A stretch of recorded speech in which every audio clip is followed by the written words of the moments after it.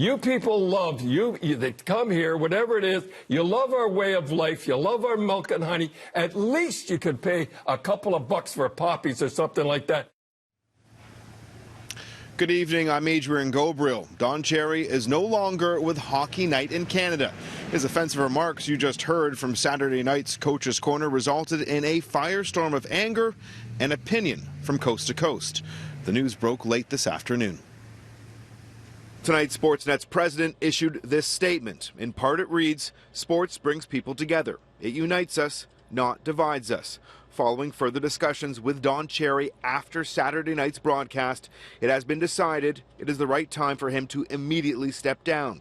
During the broadcast, he made divisive remarks that do not represent our values or what we stand for. It goes on to say, "We would like to thank Don for his contributions to hockey and sports broadcasting in Canada." It would have been honorable if he had resigned.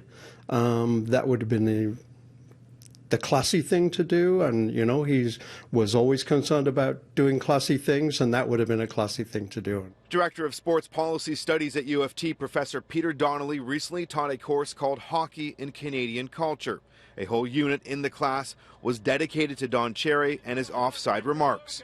For years, Cherry was must-see TV for many, in part because you never knew what he was going to say. Donnelly believes the 85-year-old was largely enabled by the CBC for decades, and to a lesser extent Rogers, the parent company of City TV, because Cherry brought in advertising dollars for Hockey Night in Canada.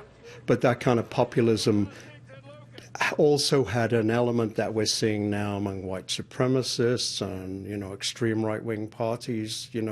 That was always there in the kinds of things he was saying.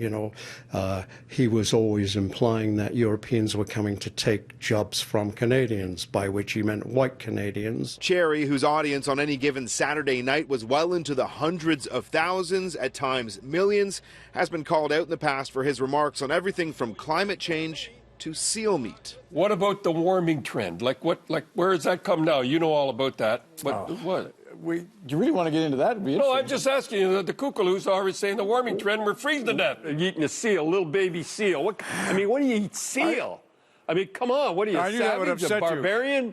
He also raised eyebrows when he spoke at former Toronto Mayor Rob Ford's inauguration. I've been being ripped to shreds by the left-wing pinko newspapers out there. It's unbelievable. I was made fun of because I go to church. I'm easy to do it that way.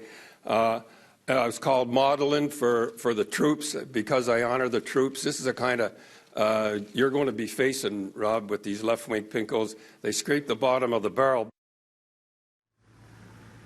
Back to those advertising dollars. Budweiser, who sponsors Coach's Corner, sent out a statement late today saying that Cherry's remarks do not represent their views and they respect Sportsnet's decision.